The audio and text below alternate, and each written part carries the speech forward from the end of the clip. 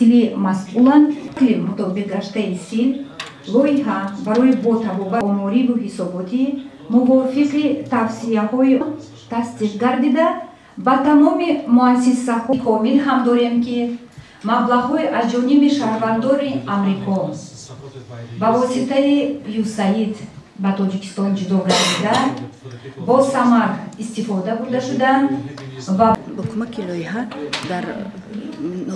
маркази ноҳияи Рашт дастгоҳи ташхисии ҷини эксперт насб карда шуд ки ин беморони барои сари вақт ва фавран дарёфт намудани беморони сил ва сари вақт ва табобат фаро гирифтани онҳо мусоидат намуд, хусусан дар ноҳияҳои кӯҳистони минтақаи Рашт ки онҳо аз марказ дуртаранд ва дастрасиашон